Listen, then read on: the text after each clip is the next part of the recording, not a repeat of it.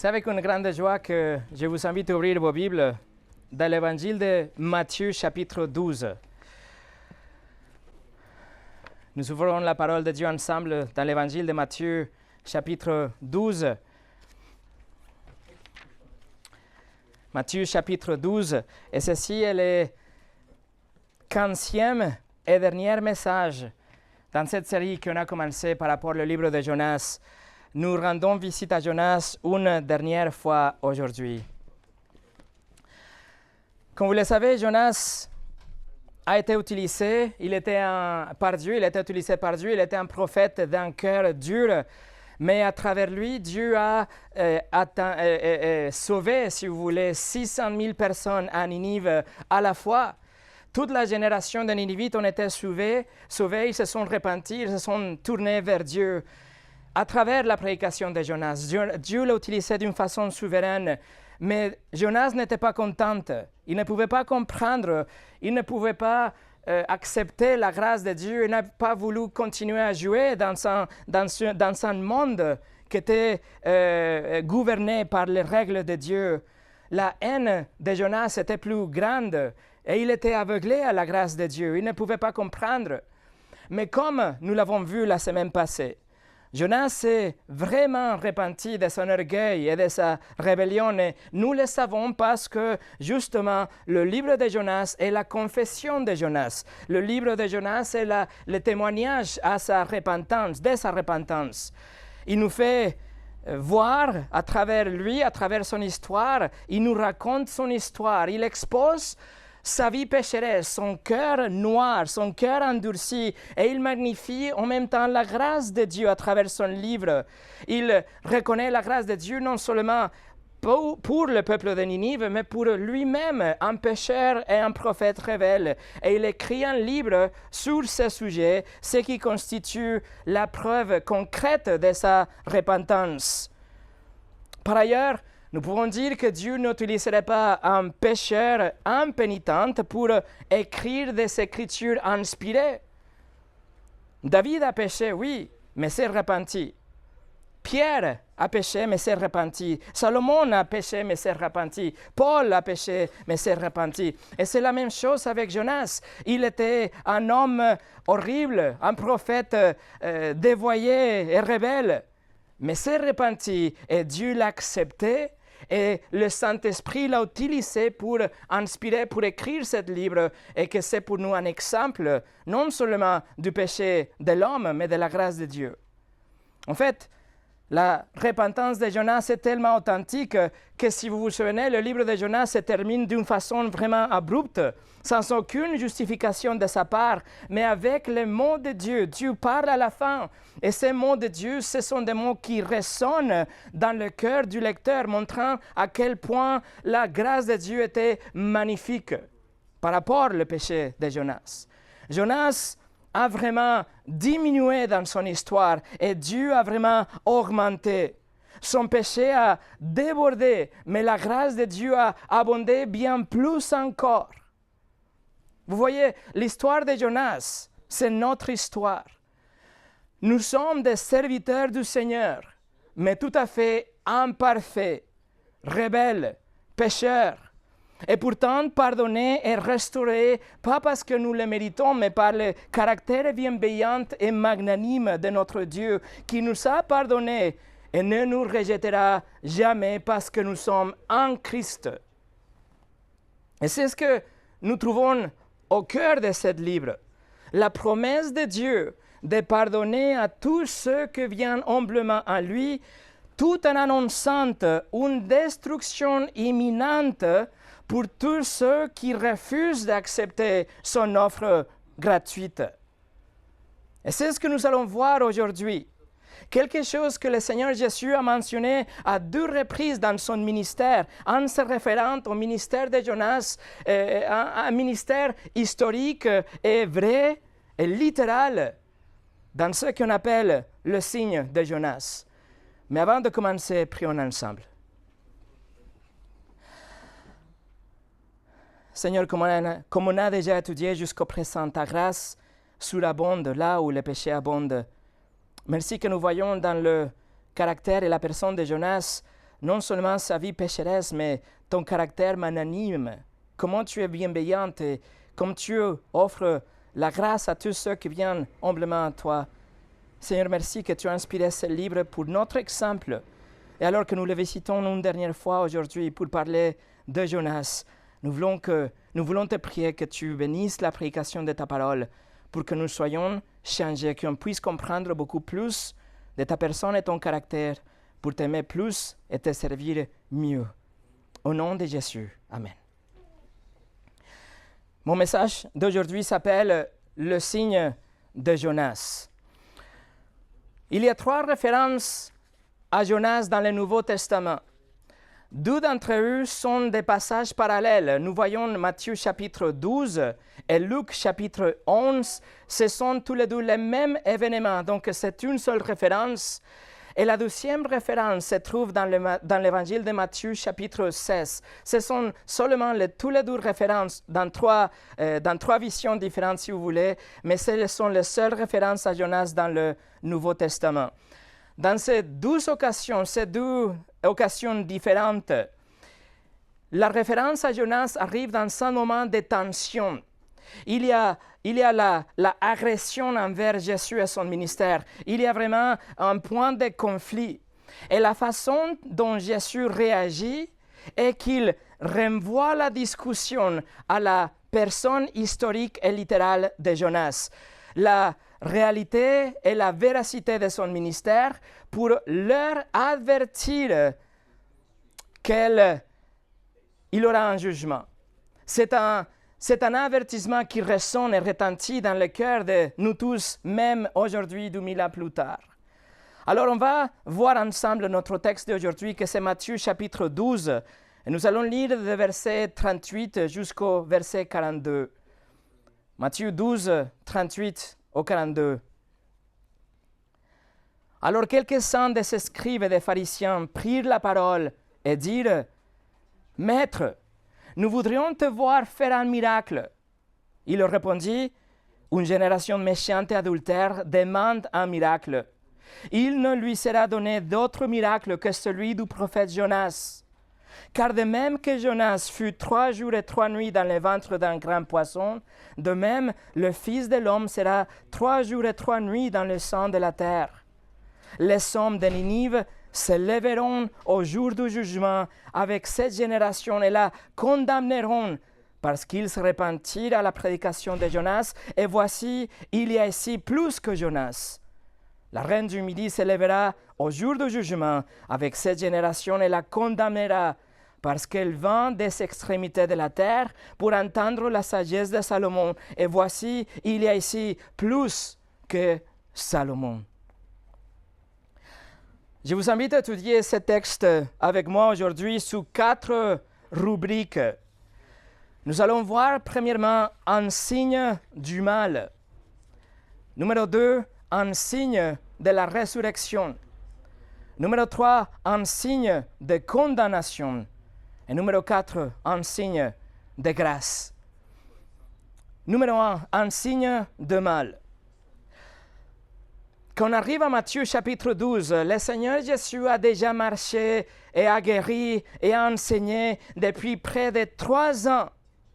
En fait, si on arrive à Matthieu chapitre 12, vous pouvez compter au moins 13 miracles que le Seigneur Jésus a déjà fait. Nous voyons la guérison d'un lépreux, l'apaisement de la tempête, la guérison d'un paralytique, la résurrection d'une fille, etc. Ensemble, avec des affirmations telles que « Il a guéri beaucoup de gens ». Donc nous savons que 13 miracles écrits, mais il a guéri beaucoup de gens. Jésus a pratiquement éliminé la maladie dans Israël pendant ces 3 années, mais pour les scribes et pour les pharisiens, ce n'était pas suffisant. Regardez le verset 38. Alors, quelques-uns des scribes et des pharisiens prirent la parole et dirent « Maître, nous voudrions te voir faire un miracle. » Les scribes étaient les théologiens de ces jours-là et les pharisiens étaient les légalistes qui essayaient d'imposer sur les autres leurs propres règles. C'était des deux groupes séparés, mais ici, on les retrouve ensemble par un intérêt commun. Ils voulaient coincer et arrêter Jésus. Les deux groupes ensemble s'adressent à Jésus en l'appelant maître, mais pas par respect. C'était de l'hypocrisie, c'était d'une manière condescendante et dérisoire. Car, après tout, les scribes étaient, entre guillemets, les théologiens de ces jours-là. Et les pharisiens avaient toutes les apparences de la pitié. De la piété. Et puis, ils ne demandent pas un signe gentiment, mais ils s'exigent un signe. Littéralement, le grec nous dit ici, nous voulons te voir faire un miracle, comme la Bible de Neuchâtel le traduit. Ils sont en train de dire, donne-nous ce que nous voulons, faites ce que nous voulons, donne-nous un miracle, nous voulons voir un miracle. Un signe, nous le dit le texte ici, et un signe dans la Bible fait référence à quelque chose qui nous renvoie à une vérité plus grande. Un signe pointe toujours à une réalité plus grande et plus complète, à une révélation de la vérité beaucoup plus, complète ou large, si vous voulez. Autrement dit, il voulait voir quelque chose qui va vraiment le prouver que Jésus était le Messie. Mais comme je viens de dire, il y a au moins déjà 13 miracles et bien plus encore qui n'ont pas été écrits, qui témoignent de la puissance surnaturelle de Jésus, son pouvoir, son omniscience, son omnipotence, son amour, sa compassion, sa sagesse, son amour, etc. Toutes ces choses sont déjà dévoilées dans le miracle de Jésus quand on arrive à Matthieu chapitre 12. Il a fait beaucoup de signes. En fait, dans l'évangile de Jean chapitre 3, vous vous souvenez de l'histoire de Nicodème. Nicodème était un pharisien qui s'approche de Jésus, mais il vient avec un cœur humble. Et il dit, Jean 3, 2, « Rabbi, nous savons que tu es un docteur venu de Dieu, car personne ne peut faire ces miracles que tu fais. » Nicodème avait vu le miracle et il comprenait que Jésus était quelqu'un d'extraordinaire, de divin. Alors, ils savaient les signes. Les signes étaient tout autour de eux, les signes étaient évidents. Tout ce qu'il fallait avoir, c'était des yeux pour voir et un cœur humble pour recevoir. Et en fait, ces demandes pour un signe découlent d'un miracle vraiment remarquable qui vient de se produire dans le chapitre 12. Dans le verset 22, Jésus vient de chasser un démon d'un homme qui était muet et aveugle. Et il a guéri cet homme d'une façon immédiate.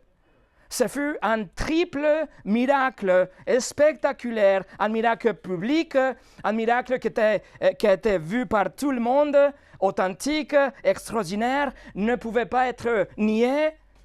C'était tellement dramatique, extraordinaire, ce miracle, que les gens ont commencé à lui donner des titres messianiques. Le verset 23 nous le dit, les gens disent, ne point là le fils de David? Il se demandait déjà s'il n'était pas le Christ. Mais quelques versets plus tard, les scribes et les pharisiens ne sont pas satisfaits. Ils veulent quelque chose de plus grand, quelque chose encore plus impressionnant. En fait, dans Matthieu chapitre 16, la 12e fois que Jésus va faire mention du prophète Jonas, les circonstances sont très similaires. Et là, ils sont demandés un signe venant du ciel. Autrement dit, ils voulaient quelque chose avec des proportions astronomiques, quelque chose qui vient du ciel. Peut-être ils ont voulu voir le soleil s'obscurcir, peut-être voir de feu qui tombe du ciel, quelque chose beaucoup plus grand, quelque chose qui correspond à leur attente.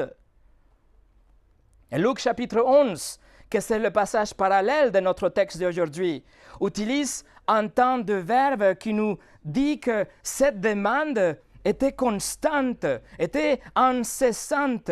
Ils voulaient une preuve selon leurs propres termes, et ils demandaient tout le temps.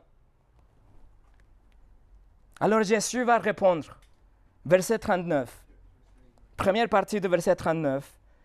Il répondit, « Une génération méchante et adultère demande un miracle. » Veuillez noter que par les standards de Dieu, puisqu'il demande un miracle, ils étaient de méchants et adultères. Et non seulement les scribes et les pharisiens, mais toute la génération, Jésus dit, qui cherchait avec ferveur un miracle, un prodige, un signe. Et c'est la même chose aujourd'hui. Jésus appelle ça méchante. Et le mot en grec, c'est poneros, que ça veut dire quelque chose de vraiment dégénéré, vraiment sans valeur morale, quelque chose de très, très, très mauvais. C'est le même mot qu'on utilise pour décrire Satan. La Bible en français le traduit comme le malin, mais le mot, c'est le même. Alors, pourquoi sont-ils méchants? Pourquoi Jésus utilise un mot tellement fort pour décrire les gens qui cherchent un signe et un miracle? Parce que leur cœur est déjà bien décidé à ne pas croire. Ils avaient déjà déterminé dans leur cœur qu'ils ne veulent pas croire. Peu importe le type de miracle ou la fréquence des signes, ils étaient déjà méchantes et malveillantes et dégénérés en ce qu'ils ne voulaient pas croire, tout simplement. Ils aimaient tellement leur péché qu'ils ne veulent pas le quitter, même s'ils sont exposés au plus grand miracles. Jésus a fait allusion de ça dans l'histoire de Lazare et l'homme riche. Luc 16, 31. Abraham dit à l'homme riche, s'ils n'écoutent pas Moïse et les prophètes, ils ne se laisseront pas persuader, même si quelqu'un de mort ressuscitait. Et Jésus est ressuscité. Et qu'ont fait les pharisiens et les leaders religieux? Ils ont essayé d'étouffer la vérité et l'ont nié, et ils ont persécuté tous ceux qui affirmaient la résurrection. Ils étaient méchants dans leur cœur, ils étaient mauvais dans leur cœur, ils demandaient un signe, mais aucun signe ne le satisferait jamais, parce que leur satisfaction était dans leur propre péché. Ils avaient déjà décidé d'endurcir leur cœur. Et Jésus était en fait juste quelqu'un de normal, voire même un envoyé de Satan. C'est ce qu'ils avaient déjà décidé. Quelques versets plus tôt, Jésus vient de guérir un homme qui était possédé par un démon. Regardez Matthieu 12, verset 24. Les pharisiens, ayant entendu cela dire, cet homme ne chasse les démons que par Belzébul, prince des démons. Leur demande d'un signe était un signe du mal. Leur cœur était déjà tellement fermé et fixé sur leur incrédulité et contre Jésus en tant que le Christ que ce n'est pas important le type de miracle, ils s'étaient déjà décidés à ne croire. Et en fait, juste avant ce triple miracle qu'on vient de mentionner, la restauration complète de l'homme muet et aveugle et possédé par les démons, les pharisiens avaient déjà pris la décision de détester Jésus et même le tuer. Regardez à nouveau au-dessus, Matthieu 12, verset 14.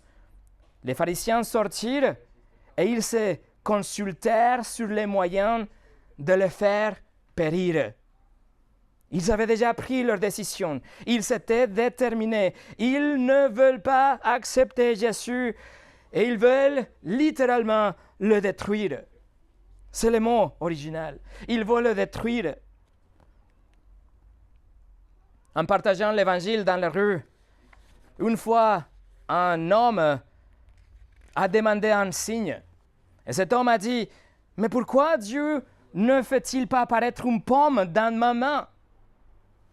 Et j'ai dit, honnêtement, Si Dieu faisait apparaître une pomme dans ta main, est-ce que tu seras prêt à te détourner de tes péchés, tomber à genoux et t'engager à faire alliance avec Christ en tant que Seigneur et Sauveur? Il a dit non.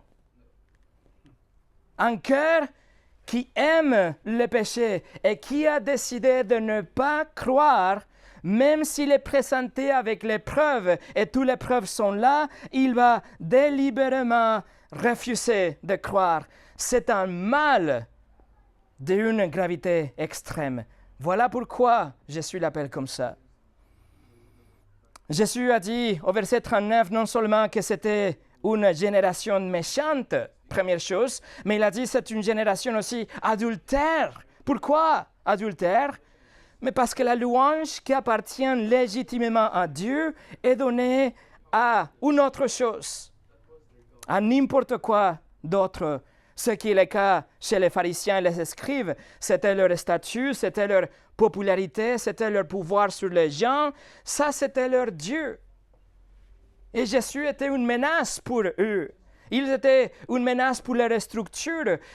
Il ne s'agissait pas d'un désaccord théologique, mes amis, mais c'était un danger pour leur pouvoir, pour l'équilibre de force qui existait à l'époque. C'est pour ça qu'ils étaient méchants, parce que leur cœur était ancré dans l'incrédulité. Et c'était aussi adultère, parce que leur cœur adorait une autre chose, que ce n'était pas le vrai Dieu de la Bible.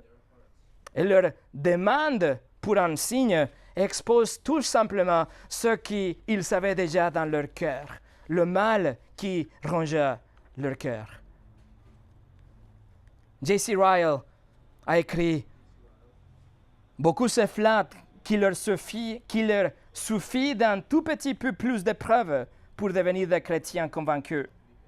Quel tragique aveuglement! Ils ne veulent pas voir qu'il y a une abondance de preuves de tous les côtés. La vérité, c'est qu'ils ne veulent pas être convaincus. » Numéro 2, un signe de la résurrection.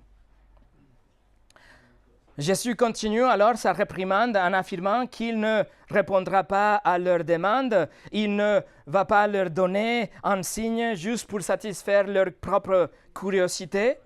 Cependant, il aura certainement un signe, quelque chose bien plus important que l'obscurcissement du soleil, infiniment plus importante que fut venu du ciel en raison de sa signification. Et là, on parle de sa résurrection, la résurrection de Jésus, par laquelle il prouve qu'il est vraiment Dieu. Et tous les autres signes et tous les autres miracles pâlissent et sont négligeables à la lumière de la résurrection de Jésus. Regardez les versets 39 et 40.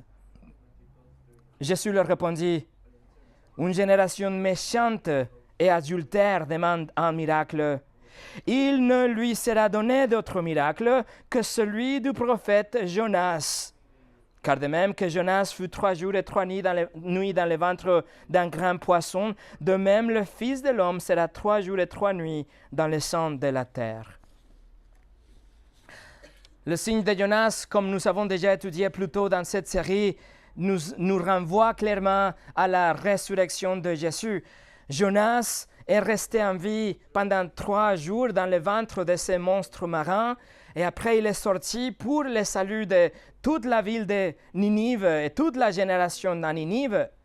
Mais le plus grand accomplissement de ces signes est que Jésus est vraiment mort et qu'il a passé vraiment 3 jours dans son tombeau, mais il est sorti, rendant possible le salut de toutes les nations et de toutes les générations à travers de l'histoire. Jonas était le messager, mais Jésus est l'accomplissement du message de Jonas. Comme nous avons déjà étudié aussi dans cette série, les Ninivites étaient des gens terribles, ils étaient des terroristes. Ils étaient des barbares et violents. C'était un peuple qui avait cruellement conquis et opprimé toutes les autres nations. Et si Dieu leur rendait justice, ils seront tous envoyés en enfer, bien sûr. Mais Dieu ne s'arrêtera pas avec les terroristes et les pédophiles. Il rendra justice aussi aux menteurs et aux voleurs et aux blasphémateurs et à ceux qui regardent des hommes et des femmes avec la convoitise charnelle, tous ceux qui sont commis de l'adultère dans leur cœur. Le standard de Dieu est la perfection et toute personne qui est inférieure à la perfection est aperçue par Dieu en tant qu'un criminel qui a transgressé ses commandements et le châtiment est l'enfer pour l'éternité. Mais Jésus est venu sur la terre et il n'a jamais péché. Il a vécu une vie parfaite et après, il a donné sa vie en sacrifice. C'est la vie parfaite que nous étions censés de vivre et la mort que nous étions censés de mourir. Et il a donné sa vie au nom de tous ceux qui vont un jour se repentir et croire en lui. À la croix, Jésus a pris non seulement notre péché, mais aussi la colère de Dieu qui est censée de tomber sur nous pendant toute l'éternité. Mais il a satisfait la justice de Dieu. Il a payé notre amende au juge de l'univers pour que vous soyez pardonnés et mis en liberté parce que quelqu'un d'autre a payé pour vous à votre place. Jésus est mort sur la croix. Le salaire du péché est la mort. Votre péché a été mis sur Jésus et Dieu lui a donné votre salaire, votre mort. Et il a pris la perfection de Jésus et vous la crédite dans votre dossier. Donc Dieu vous voit aujourd'hui comme si vous n'aviez jamais péché.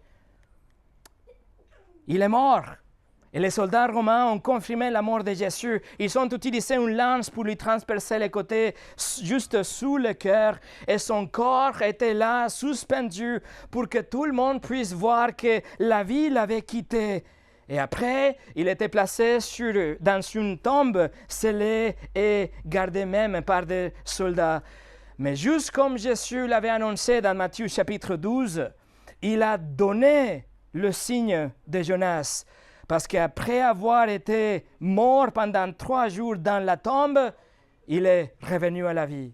Il a ressuscité, non pas suite au vomissement d'un poisson comme dans le cas de Jonas, et marqué par des cicatrices et des sucs gastriques, mais Jésus est ressuscité avec un corps parfait.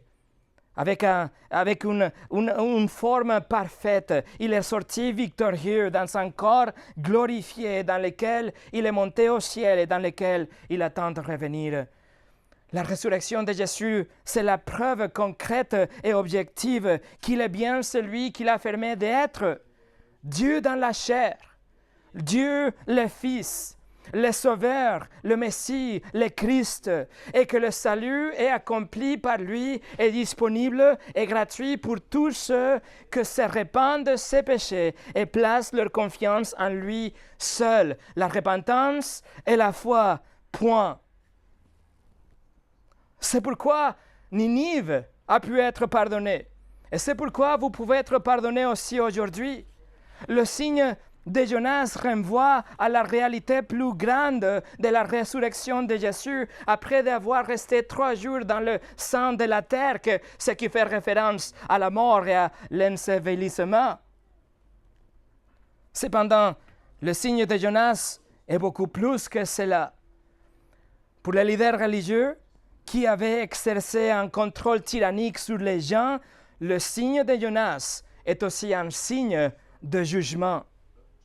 Alors oui, le signe de Jonas pointe à une réalité plus grande que c'est la réalité glorieuse de la résurrection, mais c'est aussi un signe plus profond et plus large qui va au-delà de la résurrection.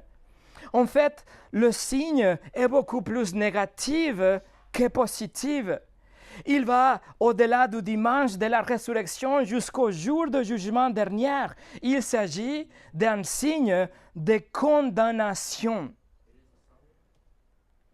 Numéro 3, un signe de condamnation. Et pour ça, nous quittons l'évangile de Matthieu et nous allons passer maintenant au même épisode, mais raconté par Luc. Alors allez avec moi au Luc chapitre 11.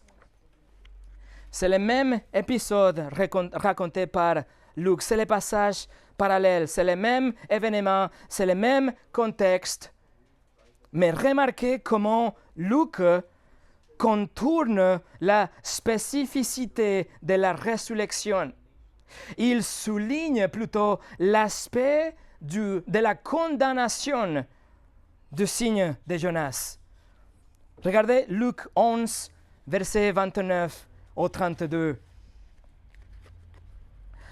Comme le peuple s'amassait en foule, il se mit à dire « Cette génération est une génération méchante, elle demande un miracle. Il ne lui sera donné d'autre miracle que celui de Jonas. Car de même que Jonas fut un signe pour les Ninivites, de même le Fils de l'homme en sera un pour cette génération. La reine du Midi se lèvera au jour du jugement avec les hommes de cette génération et les condamnera parce qu'elle vint des extrémités de la terre pour entendre la sagesse de Salomon. Et voici, il y a ici plus que Salomon. Les hommes de Ninive se lèveront au jour du jugement avec cette génération et la condamneront parce qu'ils se repentirent à la prédication de Jonas. Et voici, il y a ici plus que Jonas. Vous avez remarqué que Luc n'a pas fait mention de 3 jours dans le ventre du poisson dans le verset 30, mais il parle immédiatement de 12 exemples de païens. Il parle au sujet de la reine, verset 31, et ensuite de l'exemple de Ninive dans le verset 32, qui, comme vous vous en souvenez, apparaissent également dans le récit de Matthieu, sauf que l'ordre est inversé chez Matthieu. Veuillez noter comment au verset 30, Jonas lui-même, la personne de Jonas, est le signe pour les Ninivites. Jonas lui-même est le signe. Dans quel sens? Premièrement, dans son message. Jonas est rentré à Ninive, il a marché par la ville, à travers de la ville, il a prêché le message que Dieu lui avait donné. La seule portion que nous avons enregistrée dans les Écritures de son message, il s'agit de ces 6 mots en hébreu que c'est le message de Dieu, c'est un message d'avertissement. Jonas 3, verset 4, « Encore 40 jours, et Ninive est détruite. » Jonas n'a pas fait de miracles. Jonas n'a pas fait de longs discours. Il n'y a pas d'affirmation céleste, d'affirmation de la part de Dieu de ce qu'il était, contrairement à Jésus, par exemple, lors de son baptême. Jonas n'a pas fait de miracles, comme j'ai dit, il n'a guéri personne, il n'a pas ressuscité une autre personne, il a tout simplement délivré un message.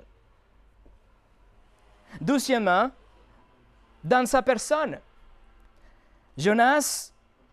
Dans son message plutôt, Jonas était un prophète venant du pays de leur ennemi. Il venait d'Israël. Et pourtant, il a eu l'audace et le courage de faire ce qu'il a fait, de rentrer dans la capitale de Ninive, la capitale de cet empire super puissante, au nom de Dieu. Il était un signe parce que ça, c'était pas possible de le faire si Dieu n'était pas présent avec lui, le commandant, et lui donnant du courage. Troisièmement, l'effet de Jonas. C'était un miracle, bien sûr, qu'il était préservé dans le ventre du poisson, bien sûr, mais comme les Ninivites ont commencé à crier, à invoquer Dieu dans la repentance, vous savez que l'effet a été répandu jusqu'au palais du roi.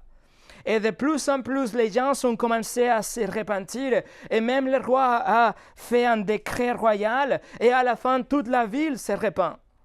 Ça, c'était le vrai miracle de Jonas. Le fait miraculeux à cause de cet effet qui se propage plus vite que le feu et que Dieu a retenu sa colère qu'il avait promis pour Ninive.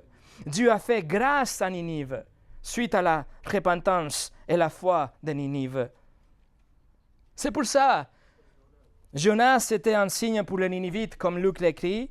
Premièrement, parce qu'il avait un simple message. Il a fait 0 miracle. Numéro 2, parce qu'il était un prophète juif dans un pays païen. Et numéro 3, parce qu'il a eu une conversion extraordinaire. Mais maintenant, comparez cela avec le ministère de Jésus. 3 ans de prédication, 3 ans d'enseignement, de discussions avec les autres, de réponses aux questions et d'un nombre incalculable de miracles. Un rabbin juif parmi son propre peuple. Et se fait assassiner ensemble avec 11 de ses 12 disciples. C'est pourquoi Jonas représente la condamnation. Jonas est un signe de condamnation. Et Luc et Matthieu nous donnent 12 éléments qui nous prouvent cette condamnation. La première chose, c'est la reine de Séba, la reine de Midi. C'est le premier élément que condamne les non-croyantes. Regardez le verset 31.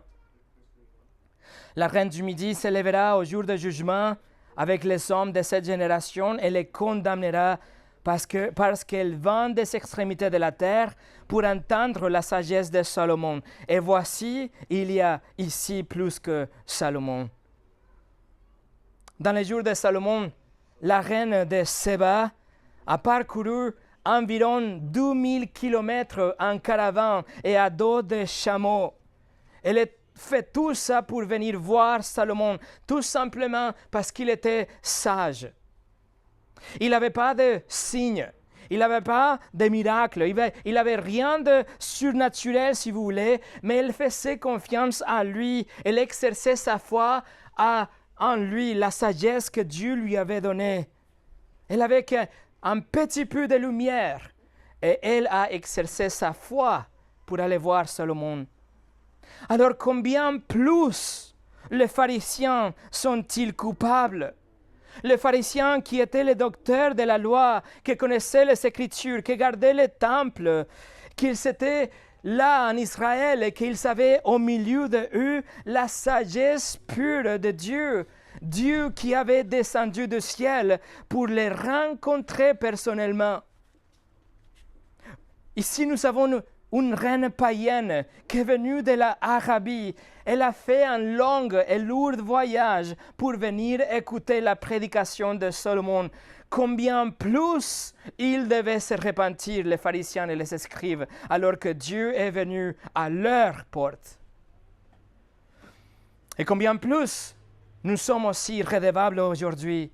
Combien plus nous sommes responsables aujourd'hui que nous avons la révélation complète et finie de Dieu dans la Bible. Et aujourd'hui, nous pouvons regarder en arrière et reconnaître toutes les prophéties qui ont été accomplies, y compris la résurrection de Dieu le Fils. Et verset 31, « Et voici, il y a ici plus que Salomon. » Le deuxième élément de preuve qui condamne les pharisiens et les non-croyants qui ont fixé leur cœur sur leur incrédulité sont les habitants de Ninive. Regardez le verset 32. Les hommes de Ninive se lèveront au jour du jugement avec cette génération et la condamneront parce qu'ils se repentirent à la prédication de Jonas. Ninive s'est repentie suite à la prédication de Jonas. Pas de miracle, pas d'accomplissement de prophétie, pas de résurrection, juste la prédication. Combien plus les pharisiens sont-ils coupables avec tous les signes et les prodiges et l'enseignement avec autorité? Combien plus, mes amis, nous sommes aussi aujourd'hui responsables, aujourd'hui que nous savons pas seulement la loi de Dieu qui nous avertit, mais aussi l'évangile de Dieu qui nous sauve. Verset 32, « Et voici, il y a plus que Jonas ici. » Les pharisiens et les scribes avaient beaucoup plus de lumière que la reine du Midi et les hommes de Ninive.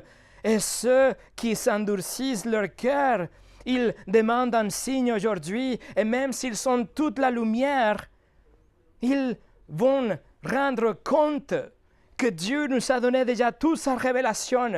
Et ils demandent plus que ça. Luc 12, 48. On demandera beaucoup à qui l'on a beaucoup donné, et on exigera davantage de celui à qui l'on a beaucoup confié. Alors le signe de Jonas expose et condamne un cœur qui a décidé déjà de ne pas croire et pourtant demande un signe pour l'endurcir encore plus. Et pour nous, que nous avons déjà entendu l'évangile des centaines de fois littéralement, et nous avons reçu la plénitude de la lumière de Dieu dans la révélation de la parole de Dieu. Nous que nous avons suivi littéralement des heures et des heures de prédication et d'enseignement, et que nous avons entre notre main et dans nos portables la parole inspirée de Dieu, il s'agit d'un avertissement frappant qui incite à la repentance et la foi.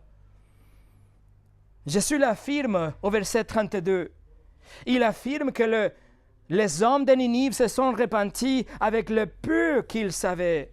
Et ils s'élèveront littéralement le jour du jugement et ils vont condamner quiconque dans cette pièce ou en dehors de cette chambre continue à jouer le jeu.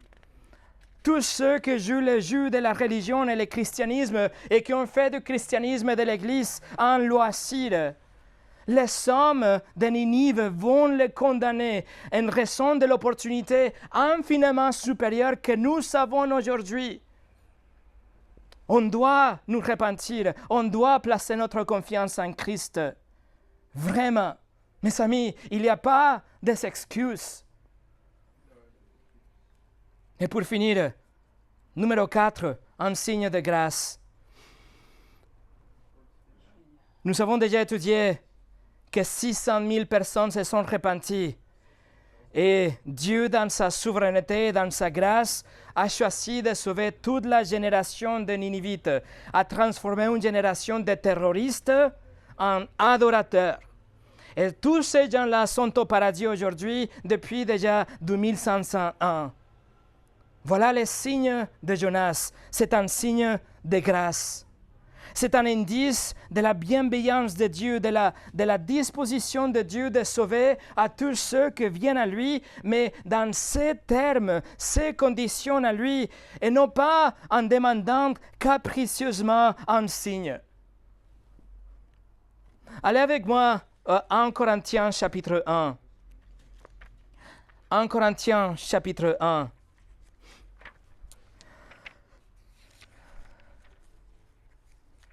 La poursuite pour des signes ne s'est pas arrêtée avec Jésus. Regardez ce que Paul écrit au chapitre 1, verset 22. 1 Corinthiens, chapitre 1, verset 22. Paul écrit, « Les Juifs demandent des miracles et les Grecs cherchent la sagesse. » Les Juifs demandent des miracles et les Grecs cherchent la sagesse. Dieu avait déjà pourvu le plus grand miracle, le signe le plus grand possible dans l'incarnation de Jésus, la mort sacrificielle de Jésus, la résurrection victorieuse de Jésus. Mais les Juifs n'étaient pas satisfaits. Ils demandent toujours plus. Et les Grecs, ils cherchaient la sagesse. Ils n'étaient pas convaincus par ce qu'ils voyaient, mais ils veulent être convaincus par la raison, par des discours, par des débats intelligents selon leurs propres standards.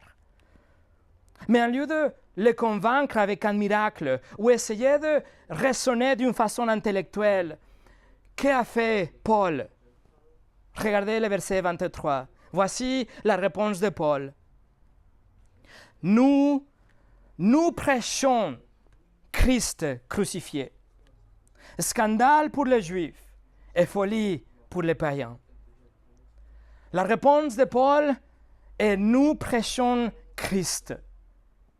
Paul a prêché l'Évangile, Christ crucifié, sa mort et sa résurrection expiatoire, la substitution de notre mort pour la sienne, voilà le seul vrai signe et la seule vraie sagesse. Voilà la puissance de Dieu pour le salut de quiconque croit. L'Évangile suffit amplement à éveiller la foi dans un cœur humble, mais pour ceux qui sont déterminés pour demander des signes, c'est un pierre d'achoppement. Et pour ceux qui veulent raisonner, c'est de la folie. Mais, verset 24, mais puissance de Dieu et sagesse de Dieu pour ceux qui sont appelés tant juifs que grecs. La recherche des signes et des miracles s'arrête là où on commence la vraie foi. En tant que chrétiens, nous devons marcher par la foi et non par la vue, pas par les signes, mais par la vérité qui est déjà révélée dans les pages des Écritures. Et nous savons sans aucun doute qu'il est impossible de plaire Dieu, comme la Bible nous le dit aussi. Le signe de Jonas, alors, c'est un signe de grâce, la grâce qui attribue la justice suite à notre foi, c'est-à-dire croire en Jésus, lui faire confiance en tant que notre Seigneur et notre Sauveur. Et si nous faisons ça avec la repentance, nous serons épargnés de la colère de Dieu qu'il a promis qu'il arrivera lors du jugement. Et la grâce de Dieu, vous savez quoi? Nous fera rencontrer personnellement le prophète Jonas et les frères de Ninive, les sœurs de Ninive, qui, tout comme nous ici, ils ne sont pas mérités leur salut, ils ne sont pas travaillés pour leur salut ou la faveur de Dieu, mais Dieu leur a donné le pardon par la grâce à travers de la foi. Mais surtout, nous allons rencontrer personnellement le Seigneur Jésus, le Seigneur qui a conquis la mort et l'a vaincu. Et c'est grâce à lui que nous pouvons avoir la vie aujourd'hui et la certitude d'une vie éternelle par la grâce à travers de la foi. Le Seigneur Jésus lui-même est, lui, il est le signe de Jonas, le signe de condamnation pour les non-croyants et le signe de salut et de grâce pour tous ceux qui viennent à lui humblement. Et voilà, mes amis, c'est ainsi que nous concluons presque 15 heures de prédication, d'études que nous avons passées ensemble avec Jonas. Et alors, que le Seigneur cache et fixe sa parole dans nos cœurs. Prions ensemble.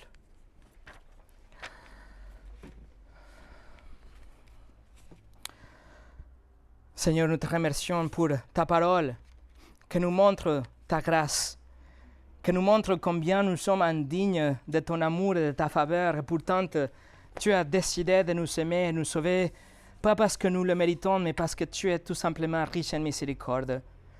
Seigneur, aide-nous à nous concentrer sur ce qui est important, ta parole, la vérité, l'évangile, la prédication, l'enseignement, l'évangélisation, la prière, et ne pas être distrait par les signes, les miracles et les choses que les gens les pharisiens, les scribes cherchaient à l'époque et qu'ils continuent à chercher aujourd'hui.